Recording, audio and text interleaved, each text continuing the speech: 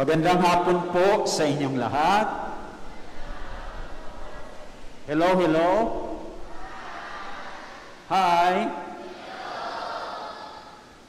Sinasabi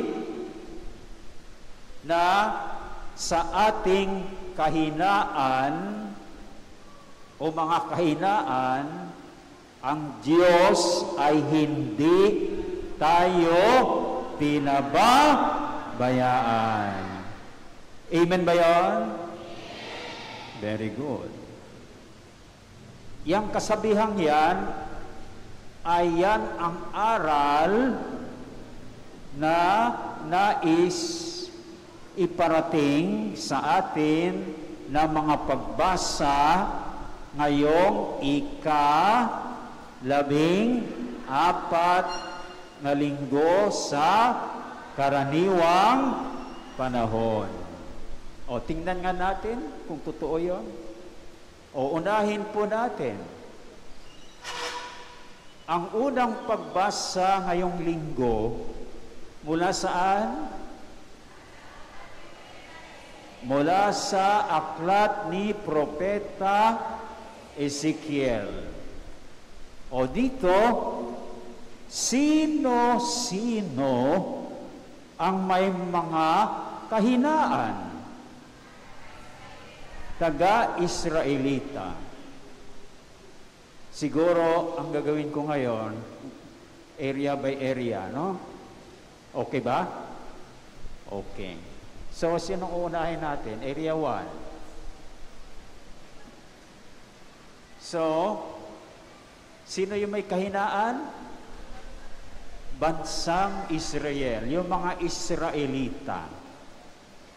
Ano-ano ang kanilang mga kahinaan? Yung kahinaan nila ay yung mga negatibong mga katangian nila.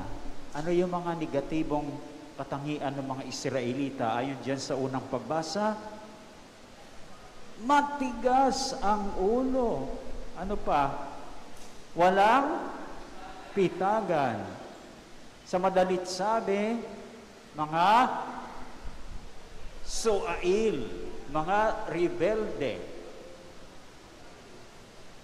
O, mapaghimagsik, naghimagsikan sila sa Diyos kahit ng kanilang kapanahunan.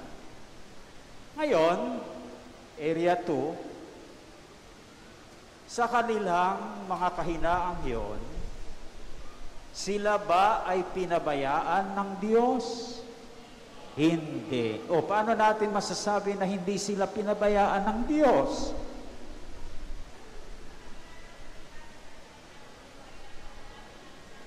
Sa kabila ng kanilang, hindi ka marinig eh. Oh. Sa kabila po ng kanilang katigasan ng ulo ay nagpadala siya ng isang propeta sa gitna ng mga Israelita para iligtas sa kanilang pagiging suwail. Very good. O, palakpakan natin. Hindi rin pala natin napalakpakan. Kasama na kayo doon. No?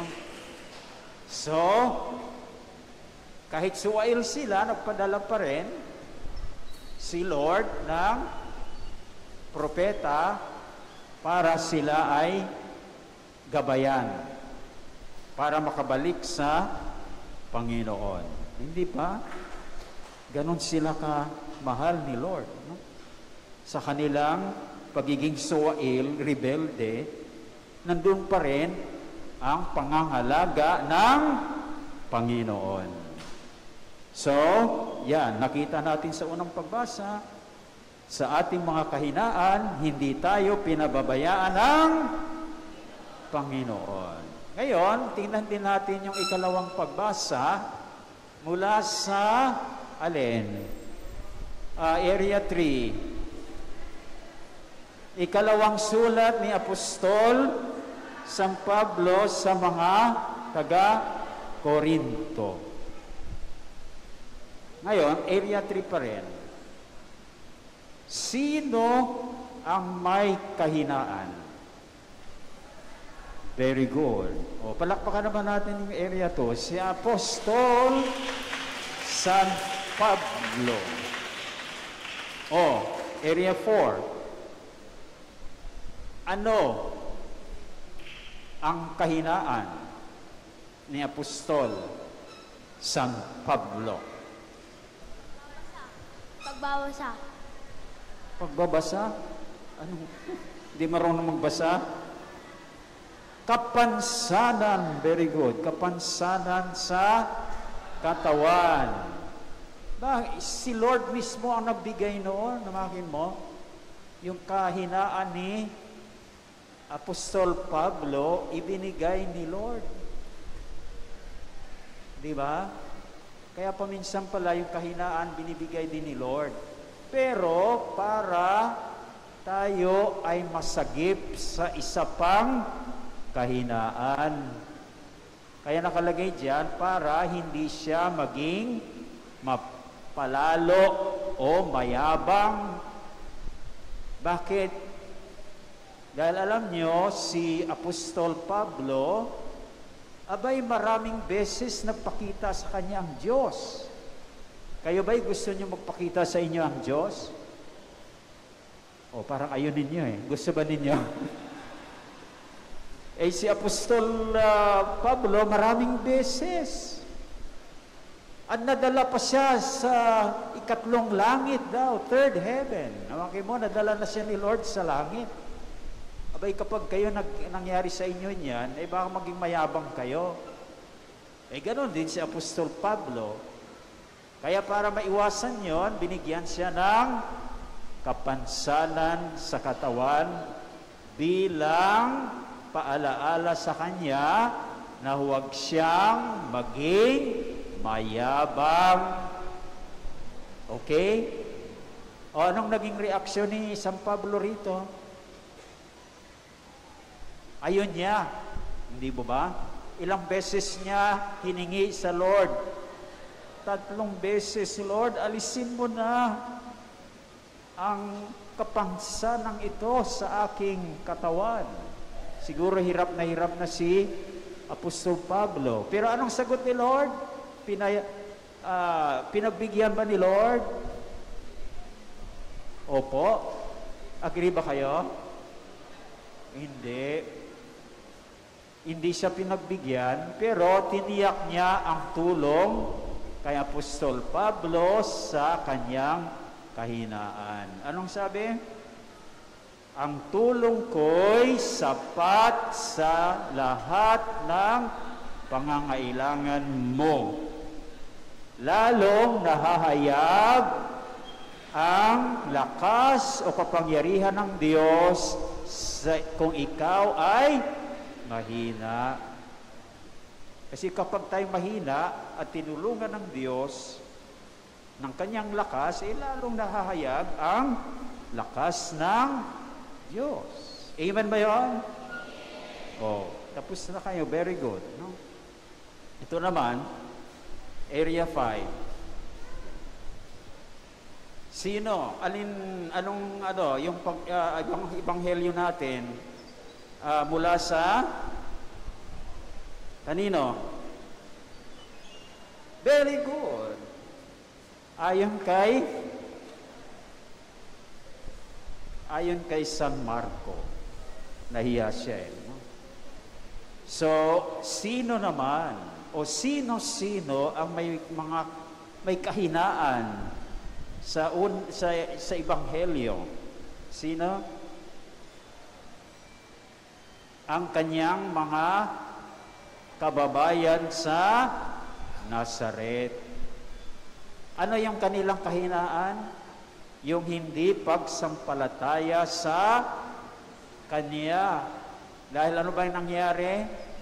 Siya ay nagturo sa kanilang sinagoga. Alam niyo yung sinagoga? Simbahan ng mga Hudyo. Gaya natin ito, simbahan natin to. Hindi sila, parang nagulat sila sa kanyang mga pagtuturo at yung mga nagawa niyang kababalaghan. Kaya narinig ninyo na yung kanyang mga kababayan ayaw siyang kilanlin. Hindi ba kaanak lang ito ng karpentero? Bakit nakagagawa siya ng mga ganon? Nakaturo ng galing-galing. Nakagawa ng mga makapangyarihang bagay. Kaya hindi sila sumampalataya. At nagtaka si Lord, bakit hindi sila sumampalataya? Pero gayon pa man, sa kanilang kahinaan, iniwanan ba sila ni Lord? Hindi. Ipinaliwanag ni Lord ang hindi nila pagsampalataya. Sa kasakaling sila'y magbago at sumampalataya sa Kanya. Anong sinabi ni Lord para magabayan sila? Ang propeta ay iginagalang ng lahat maliban ng kanyang mga kababayan, mga kamag-anak, at mga kasambahay. Okay? So yan.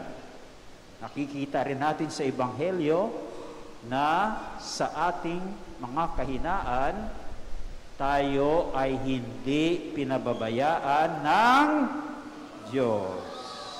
Pero paminsan-minsan ba, nararanasan ninyo na sa inyong kahinaan, parang pinabayaan kayo ni Lord? O magsabi kayo ng totoo. Naramdaman ba ninyo? Yes, hindi po ba? Paminsan, ang ramdam natin na sa ating mga kahinaan ay pinababayaan tayo ni Lord. Pero tingnan natin ang sa ating sarili. Baka tayo ay katulad ng mga kababayan ng ating Panginoon. Walang pananampalataya. Kasi nung maranasan nila ang kanilang kahinaan, anong ginawa nila? Imbes na sumampalataya sa Panginoon, sinisi. Hindi po ba? May mangyayari ba kapag sisihin natin ng Panginoon? Wala.